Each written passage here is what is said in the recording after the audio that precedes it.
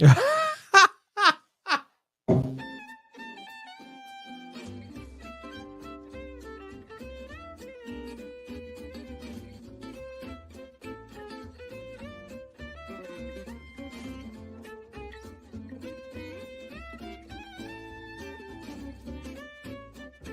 do you do, neighbor?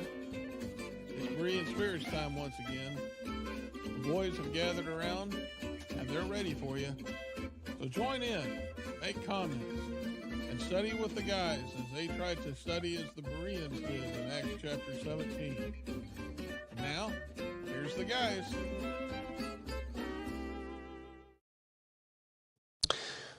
Good morning and welcome to another episode of Berean Spirits here on the YouTubes and the Facebooks and the internets and all of that good stuff. It's good to be back and to be able to. Okay, stop, Richard. You're making me laugh. It's good to be back for another show, another Bible study where we can talk about the Word of God together. My name is Josh Thornhill. I'm working with the West Side Church in Church of Christ in Wichita, Kansas, down in the southern eastern part of Kansas.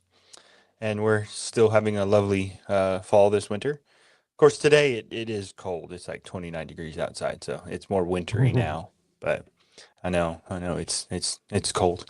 Anyway, with me and below me, not that we're looking down on him, even though we are, Richard Dotson with the Kearney Church of Christ in Kearney, Missouri. Richard, how you doing? I'm good. Hey, we're here.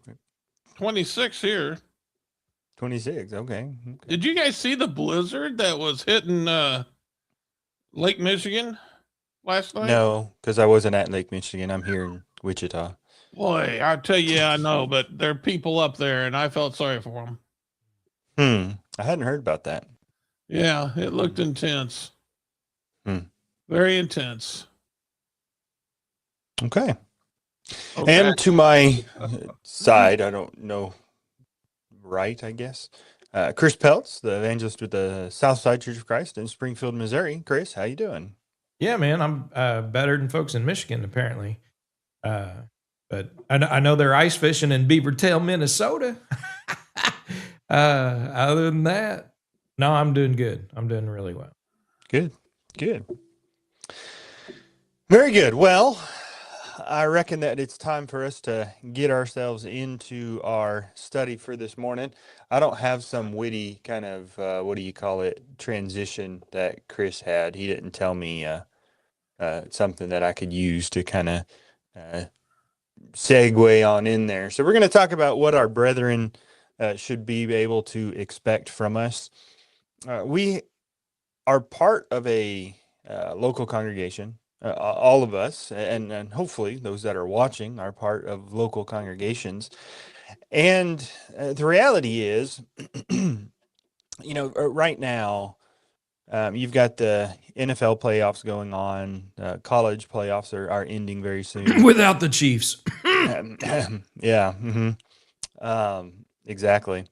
Not that I've watched any of them or will watch any of them, but anyway, one of the things that happens, much like the guy down below me here, they watch games, whether it's on television, whether they go in person, and really all they are is a spectator. They may, contribute somewhat monetarily through their ticket, but really all they're doing is spectating, and yet they have a sense of ownership. Like we won or we lost or we did this horribly and we need to fire this coach or this needs to happen or blah, blah, and everybody is so invested in whatever is going on there. And yet the operations are taking place entirely separate from them. They have no bearing whatsoever on the operations of whatever organization that is. And sadly, there are some people that tend to treat the church that way, that it operates and they're there on Sunday morning as a spectator. And really, that's all their contribution is just being there. But the reality is there are expectations. There are no spectators in the Lord's kingdom. We are expected to be laboring and working together with the local congregation that we are a part of. I've heard somebody say that it's not a cruise ship where, some people are working, but most of the people on board are, enjoying themselves and being catered to. It's a battleship with all hands on deck, and so there are things that should be expected of us as members of a local congregation, and various things that others should be able to expect from us as we are really locking arms together and working together for the furtherance of the gospel. So, Can I make I'll a go ahead. point? What's that? Can I make a point on that? Go right ahead. I was going to throw it over to y'all anyway. So, Okay, well, a preacher once told me about fellowship, and he explained it this way, and I thought it was really good. Fellowship is like fellows on a ship, and they're working together to get from point A to point B, all yielding to the same authority, which is the captain. And I thought, well, that's a really good explanation of fellowship. Being a joint participant in a goal, in an activity, and yielding to the same authority. mhm. I thought it was a pretty good little example. Sure. Yeah. Yeah, absolutely. One of the things too, from Josh's intro, there seems to be something that is almost assumed in one sense, because he stated it, but it is something that is in question by many, and we've dealt with it on the program before, and that is even being a member of a local congregation.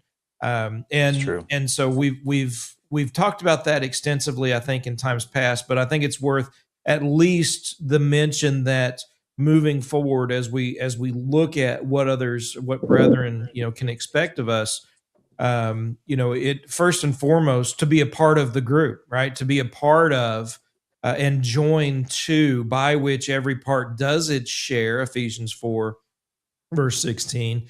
That local body, and anyone who would deny that need, that pattern, that necessity is in complete disregard for God and Christ's authority and what the scriptures teach concerning the church. We can get into that more if we want, but moving forward, I think from the points that we probably have prepared, it is assume that we understand that you are to be a part of and numbered with a local congregation. Absolutely. And I would just add to that, we would all agree that the church is part of the eternal purpose of God. We find that in Ephesians chapter 3. But I think we tend to look at that in a universal sense, and that is true. I mean, the universal church is part of the eternal plan of God, but I would suggest that equally as important as the universal body is local churches. That's part of the eternal purpose of God, because you think about the universal church, there is no function of the universal church. It's just the people that are saved that have been gathered into one body in Christ. Now, as far as the work of the church, that's the work that's been given to local congregations, to local groups, to labor and to work within their communities. And so the expectation is that we are a part of the local body, and that we are taking part in the work that is being done there. And so, yeah, I think the expectation is that we are to be part of the local churches. And honestly, I don't see why people wouldn't want to be, other than they don't want to be accountable. But other than that, it's important, and it's part of what God expects of us as His people. All right.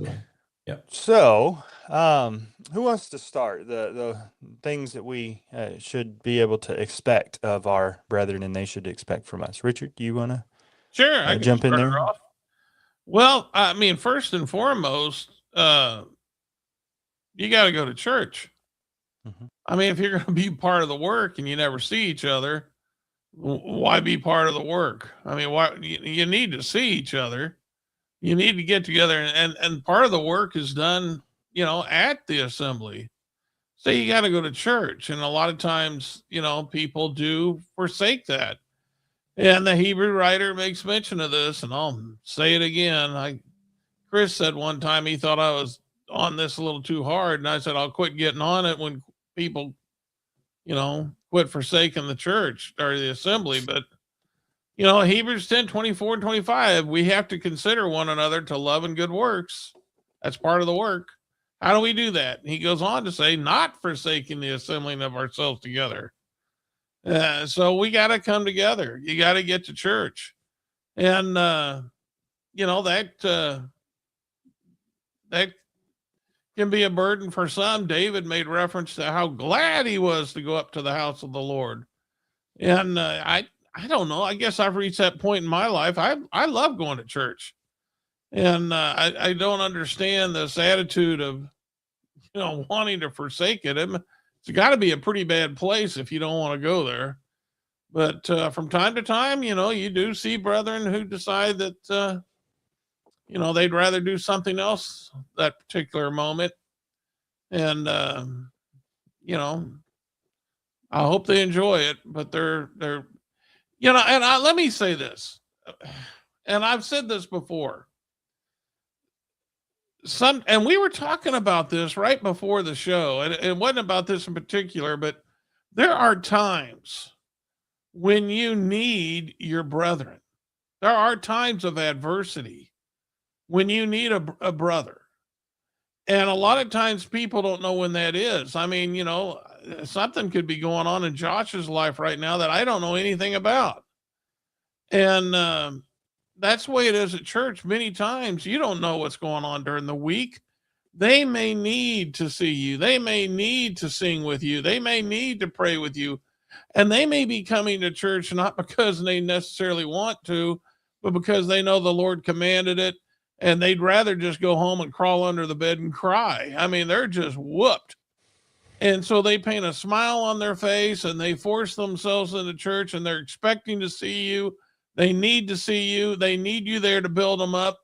But then all of a sudden you say, I think I'm going to go watch the Chiefs play this morning. I'm going to go tailgate at the Arrowhead, but and skip church. What does that say about your brother? And before you sit there and say, well, we don't know for sure that takes place, let me tell you something. It takes place all the time. All the time. I have preached lessons where I have seen brethren struggle through that lesson. They're back there just wiping tears out of their eyes because of something that's moving them. Something's going on in their life, but nobody else knows. And so this happens quite a bit. People need to see you at church, and it is, you have that duty to your brother to be there ready for him. Even if you never know he's going through it, you need to be there. Yeah, I was visiting a a gospel meeting one time, and as I was leaving, the guy who was preaching the meeting, he had said that somebody had told him, they're joking, of course, but they said, "All right, well, I'll see you tomorrow night unless I find something better to do," and a joke that tends to be thrown around, but he responded like, "Whoa, whoa, whoa, whoa, no. Like, don't hold out on us. If you find something better to do, we want to take part in it. Because if there's something better than this, we all should be, taking part in that." And of course, the reality is there is nothing better that you can do. But you brought up Hebrews 10:24 and 25. I think there's some context there that really emphasizes the importance of what he's saying there, because those Christians are being discouraged. They faced persecution. He deals with that in chapter 6 and chapter 10, the kind of persecutions that they've endured already. Either they were currently enduring persecutions or they were about to be enduring persecutions. And they're discouraged to the point that they're about to walk away from their faith. And his point is, first of all, that you need to look at Jesus, because if you truly appreciated who Jesus is, you'd never cast off your faith in him, number one. But number two is you need to lean on your brethren. How do you get through difficult times? Leaning on your brothers and sisters in Christ. That's how. How can the church insulate itself from the persecutions and the difficulties of the culture? By being together. And I would suggest it's not just on the first day of the week, but that is an opportunity that the church has set aside to be able to worship together and to encourage one another, to stir one another up to love and good deeds. And the point is, you need your brethren, and you need to take advantage of the opportunities you have to be able to join with them in worship to God. And so certainly our attendance is something that should be expected of us. Yeah. Go ahead, Chris. Well, I would also suggest that forsaking the assembly is not the problem. It's a symptom of a deeper problem. Even when you look at, Hebrews chapter 10 is full of so many things that build upon one another. The fact that Jesus has come, he is the sacrifice. And even in verses 19 through 22, working your way up through verse 24 and 25, having your hearts sprinkled, right, and your bodies washed. The idea there, first of all, is getting your heart right, right? And when your heart is right, forsaking the assembly is not a question. Right, it's not a thought. It's just it is something you don't do. It is something that when your heart is in the right place, you're going to meet with the saints when you have the opportunity and fulfill the first day of the week responsibility. I even hate to say it, but at the same time, at the very least, right? And so choosing to do something else, especially on the first day of the week, that's not the problem. That's a symptom of a deeper problem. And it goes to the idea of 1 Timothy 4 and verse 1, where they departed from the faith, where chapter 1, verse 19 of 1 Timothy, they made shipwreck of their faith. And all of these issues, these problems, through Hebrews and these other passages that talk about how people were leaving the faith, they were jumping ship, right? I mean, to use that analogy that you guys used earlier. So we ought to, it ought to be something we can take for granted that you're going to be there on the first day of the week, but unfortunately we can't. Right. Well, I'd like to say you can also depress the preacher. Absolutely. I had a Bible study once planned with a couple of guys, and I worked all day on that Bible study. I was ready for it. Got to the church building where I was going to meet them. Neither one of them shows up. And I call each one up, and the other one goes, each one said the same. You mean this guy didn't show up? I thought he was coming. I'm like, no, I thought you both were coming. Well, yeah, but I at least thought he was going to be there. You see, each one missed thinking that the other guy could cover the study, and neither one showed up. And it just it really is depressing when you get left. And the thing is, when are we supposed to work on church unity? I mean, unity doesn't just happen. We have to get together to study. We have to listen to lessons. We have to grow together. When are we supposed to do that if we're forsaking the assembly? That doesn't even make sense. I mean, that's something you got. Did Noah take time out building the ark? I got my boys. My boys will handle it. I'm gonna go down to Branson for a while. I mean, no, that didn't happen. He kept building the ark, and we have to keep building our ark, so to speak, and that's not going to happen if we don't show up at work.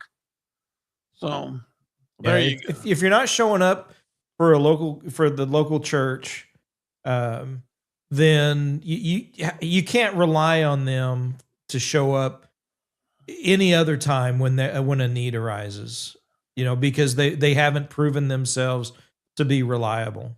In the smallest sense. Yeah. If you're not reliable with the smallest of responsibilities, how can we trust you with the bigger ones? And yet there's men, how many men who forsake the assembly get offended when their name's not brought up to be an elder of a church? All of a sudden they're like, oh, how could you guys slight me like this? Well, you're not very responsible. So, And I think one of the things sometimes people might say is they're strong enough that they don't need to be there every opportunity. First of all, you're lying. I mean, we'll just throw that out there. Yeah, that's not selfish. true. It is. It's selfish, and I'm going to come back to that in just a second. You're not that strong. I promise you, you're not that strong. Nobody is, and so you're lying to yourself first and foremost. But you're lying to other people. But then on top of that, back to the selfishness idea, I'm not that strong. Oh. And so I need you. If you're really that strong, I need you. Other people need you if you're truly that strong to be an encouragement and an example and uplifting to them. And so that goes back to the encourage or selfishness part. That's really where it boils down to. And at the end of the day, you read through the Psalms, and David had that longing for God, Psalm 42. That, of course, that wasn't a Psalm of David, but as the deer pants for the water, so my soul pants for you or longs for you. David longed for the nearness of God throughout his life. You read through the Psalms, you can see that.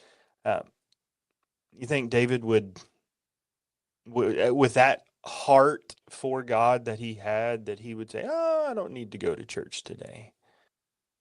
Yeah.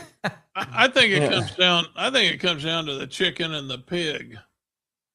How they were going to get together for breakfast, and the chicken says, "I'll provide the eggs, you provide the bacon," and the pig Amen. says, "Wait a minute, you're making a contribution, and I'm making a commitment." Sacrifice, yeah. Commitment, Chris.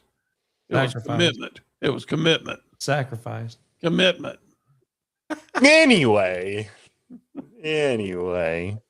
All right. Well, so yeah, real quick on that too. What about the fact, isn't that a command?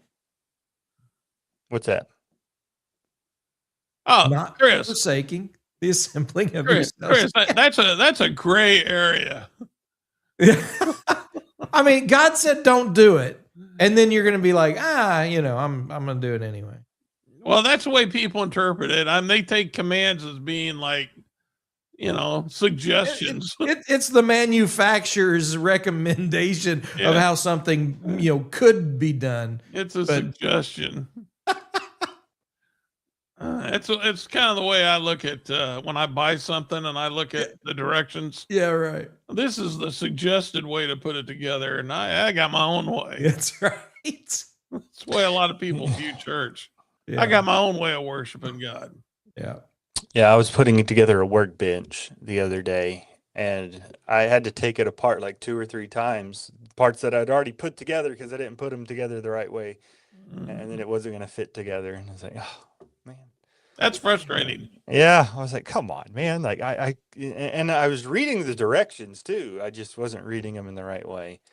Now, see, that's what's going to happen on the day of judgment. People are going to sit there and take their work before the Lord, and the Lord's going to look at it and say, well, this isn't what I designed. That's right. But they're going to be sitting there saying, no, you didn't design it this way, but I made it better. I don't think Good luck with that. Good luck with that. You're right. All right. So I think we've pretty well hit that one. Another thing that we should be able to expect of one another, and others should be able to expect from us, is being a proper example.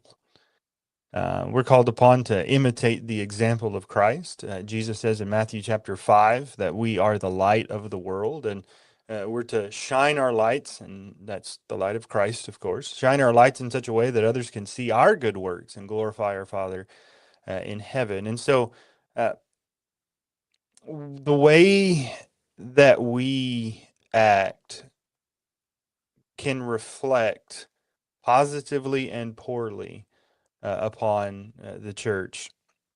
I know of a man, he's since passed away, but he was preaching for a congregation, and he got arrested for sexually abusing children that his wife had been caring for in her daycare.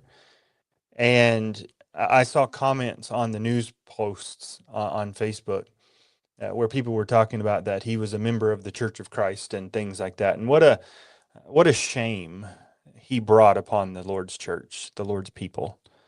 Utter shame, and people, many people will forever, see that and associate those things together, and that's such a shame. We shouldn't act in a way, and this includes in our day-to-day life, but it also includes our social media interactions. We should act in a way that will glorify God and not bring shame upon the church.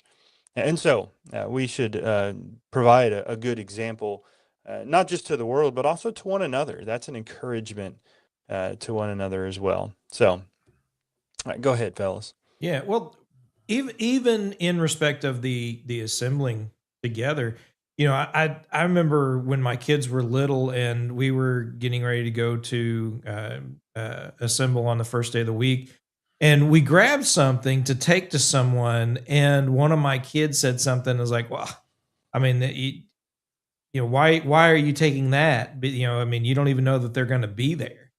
Yeah, the kids recognized that this was somebody who was so sporadic that they weren't dependable.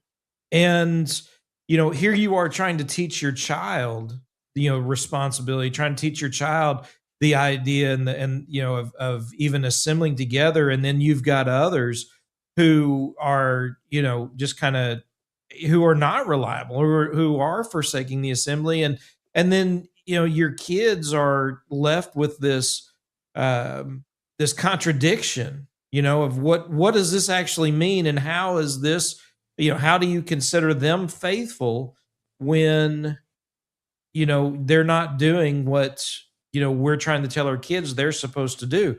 And so that example extends well beyond the idea of being there for someone who's in need. That example is there for kids because they're in need of seeing the example. And it goes on to other things, obviously, the places we visit, the things we listen to, the shows we watch, the interest that we have and that we talk about regularly. What are they, and what are they demonstrating to those around us as far as our true interests are concerned? Well, my mom used to tell me all the time I would rather see a sermon than hear one. And let's face it, that's the most powerful lesson you can have is the example. It's easy to tell people how to live, and it's hard to show people how to live. And but that's exactly what Paul said, didn't he, in 1 Corinthians 11:1? Imitate me as I imitated Christ. And think about his example. He called himself the chiefest of sinners, but yet he did such a 180 that caught the attention of everybody. He went from persecuting the church to trying to build the church up. And so his example was tremendous to many, many people. And so, we have to look at that. First of all, draw the encouragement that no matter how bad we've sinned, we can receive forgiveness and we can be of use in the kingdom by just doing that 180 and repenting and serving the Lord. That can be a tremendous influence to those around us. And think about, on your example, think about what people see in you. All right. Do they see you get in your car and go to church? Do your brethren see you go to church regularly? Do they see you there, in season and out of season? That's something that they need to see. Do they see you working hard to doing the work of the church? In other words, if you're not a very good or gifted at praying, do they see you trying to get better? Do they see you trying to do things, in the service of our Lord? Not that you're naturally gifted at it, but you're just trying to get better. And that can be that can be very encouraging. I knew a man one time who, he had some birth defects, and he could not speak clearly. I mean, it was very difficult to understand him. And when he sang, first of all, he he wasn't gifted that way. He was more like me. He Amen. he sounded pretty bad. But when he sang in church, even though it sounded horrible, he sang as loud. He sang from the heart, and anybody that heard him knew that it was coming from his heart. And there just wasn't much he could do because of his defects. Sometimes he would write an article and he would pass it to the brethren. He didn't work as a preacher, or he wasn't told to do this by the elders. He would do this just to try to edify his brethren. So he would write an article and he would pass it out to the brethren as they were coming out of services. I mean, he did what he could do, and he tried to improve that which he had. And if we can do that and be a good example, along with, the other things that we may take for granted, being a good parent, being a good husband, just being a good friend to people, if we can be a proper example to where our brethren can see us meeting the Lord's expectations, then they may look to us and say, that's the kind of person I want to be. And he claims to do this because of Jesus. Maybe I need to look to Jesus more.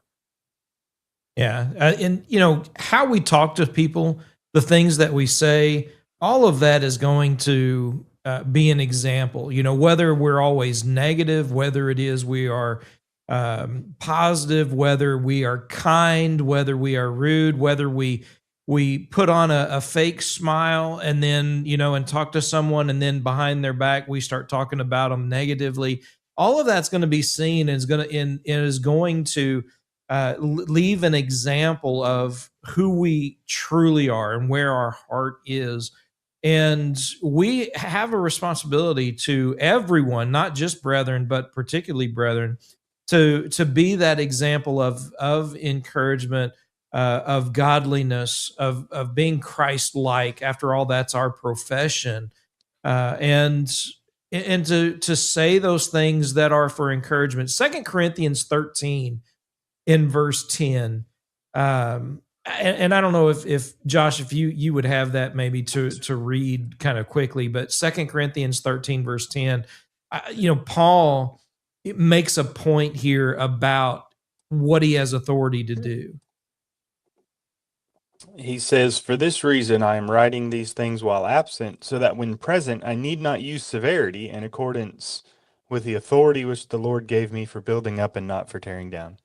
Yeah, look at the authority that he has for building up, not for tearing down, right? Is that the example that we're leaving? I mean, Richard mentioned the example Paul left from 1 Corinthians 11:1, and here he is talking about, not just the authority that he has, but what kind of example he's leaving, right? To build up and not tear down. And I think that's important for us to consider, and what brethren should expect of us. In the example that we leave, have we built up or have we tore down? That's a good point. Mm-hmm.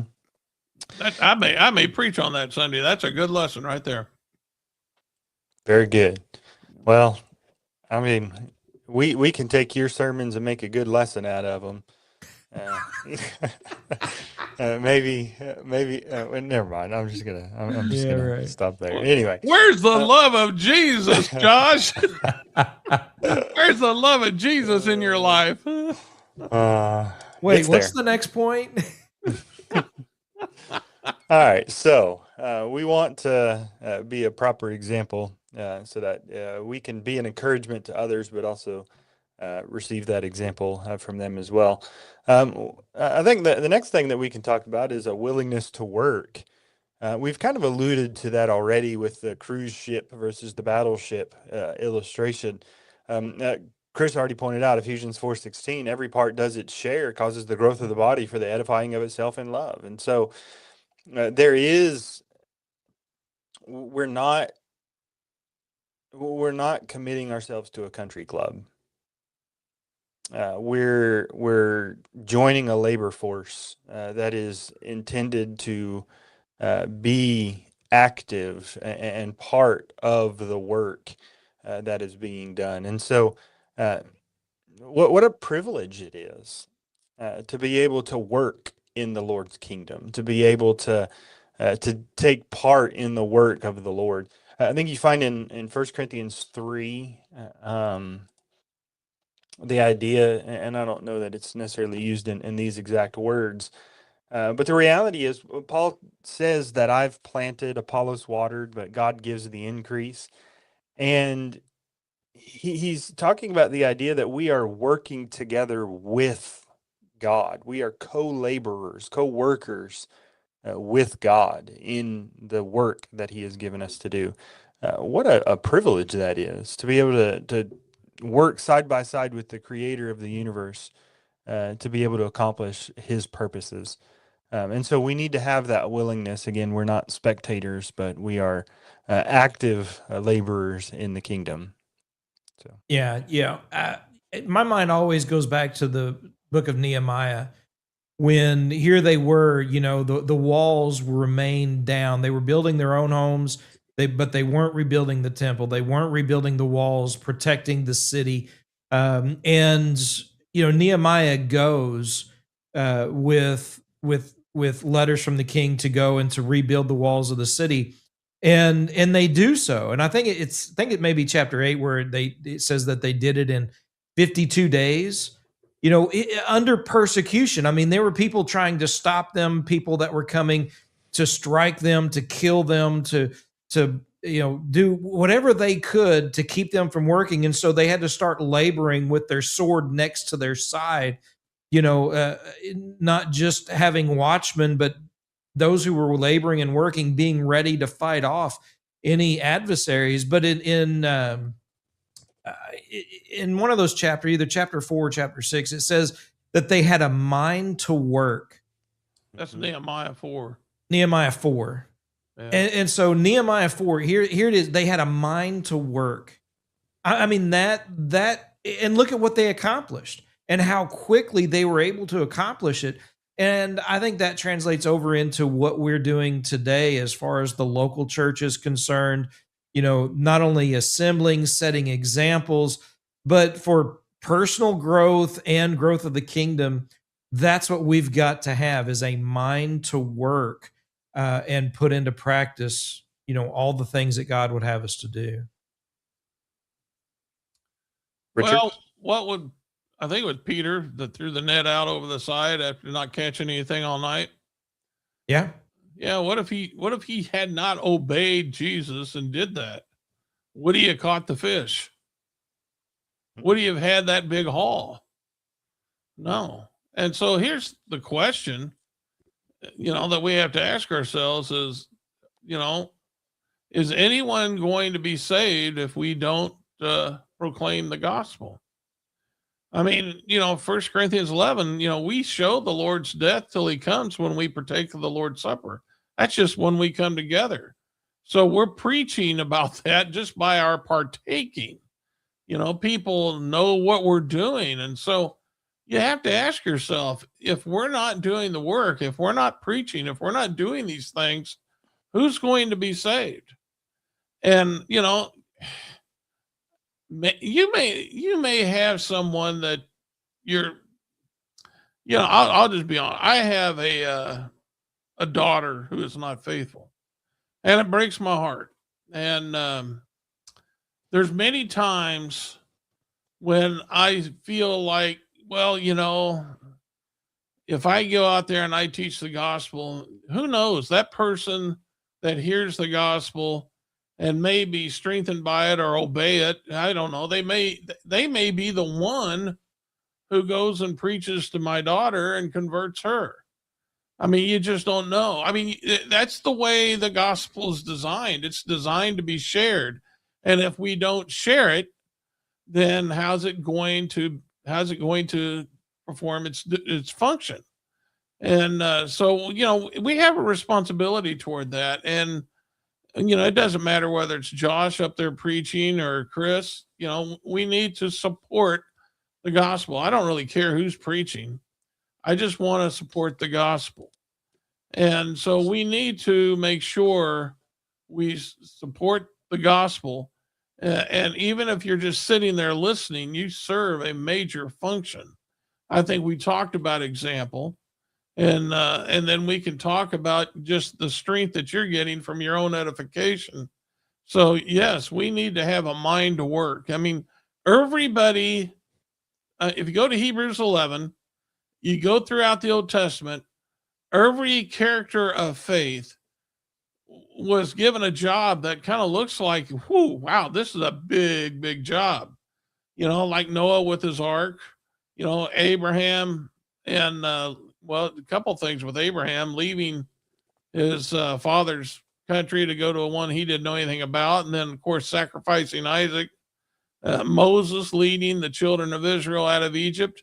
I mean, those are big, big jobs, but they got busy doing it, and we have to get busy doing it as well. We have a big job, and I, it may appear.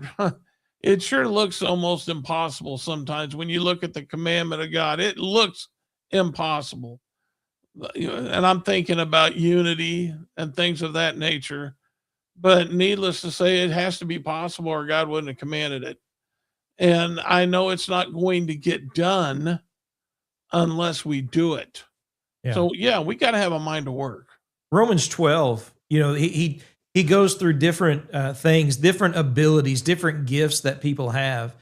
Because sometimes you look at, Richard, what you talked about in Hebrews chapter 11, and you've got, you talk about all these big, big things. And sometimes we think, well, if we're not doing a big thing, then there's no use in doing anything at all. And even Jesus talks about in Matthew 25 and other places, a cup of cold water, right? Visiting, right? Providing for the needs of someone may be a very small thing. It may not seem much to you, but to those to whom you are laboring for and using your gifts for, it means everything. As small as it may seem to you, it is huge to those who receive the benefit of the labors that you engage in. Telling someone about Christ may seem small to you, but that just saves somebody's soul eternally. I mean, that's huge. So, don't look at something as think that, well, it's just a small thing. Just work. Just do the work that God wants you to do. Small or big, that's not what's in question. The question is whether or not you're willing to work, and what brethren ought to be able to rely upon you to do the work, both big and small, but do what you can do and not think, either someone else will do it or, think, well, it's just nothing big, so why do it at all? Just do it. Do the work. That's what's expected. That's what's needed. And maybe it is something small. That's fine, because the small things make a difference. Absolutely.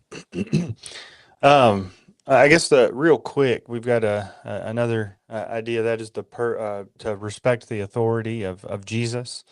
Ephesians 1 talks about the fact that he is the head of the church, and all things are subject to him. And so in all things, we need to have that honor and respect for Jesus as our head, as our king, and recognize that we are subject to him. You want to add anything to that real quick? I'm good. No, I do want to add to that. Go ahead. There's just too many places that do not respect the authority of Jesus Christ. They respect the authority of man. And there's some denominations that have put man in place of God in making, law. And that is most unfortunate. In a sense, that can happen in the local church when somebody tries to be a Diotrephes and they want to have everybody answer to them. That can be a real danger. And so, yes, we all have to respect the authority of Jesus Christ and to understand that each one of us is a follower of Jesus. We are not a follower of men. And, if you want to, and I've said this over and over again to the brethren at church, because I'm the preacher and I know how things are in this country with preachers, the preacheritis, I guess some people call it. Nobody should be a follower of the preacher. Nobody should be a follower of an elder. Nobody should be a follower of any man. Our knee bows to Jesus and Jesus only. And so we have to, if we're going to do the work properly in the Lord's church, we have to, first of all, not accept, those who try to make us to be something that we're not. We need to speak out against that. Just like the angels, they spoke out against that. We don't bow to man, and we don't allow men to bow to us. And I had somebody just this week at Kearney say they had never heard a preacher actually practice that or say that, like they had heard me say it. But that's the truth. The work is not going to function. Like we said earlier, we can't redesign the Lord's church. The Lord's church bows to Jesus. That's the only way that the work is going to be done properly, is if we bow to Jesus and Jesus only. Amen. I'll give that a hearty amen. All right. Any last thoughts, Chris? I'm good. All right. Richard, any last thoughts before we close? No, I'm good. All righty. Our brethren need us. I think that's one of the things that we hopefully can take away from our study today. We should be, our brethren should be able to rely on us, and we should be able to rely on them as we labor together for the work, in the work of the Lord. We thank you all for joining us today. I've hoped it's been a profitable study, and I hope that we can continue to study these things and to apply them to ourselves and be fruitful laborers in the kingdom. We look forward to next week when we can join again Thursday morning, 10 a.m. Central Time. But in the meantime, we look forward to the next time and keep studying the scriptures with Berean spirits.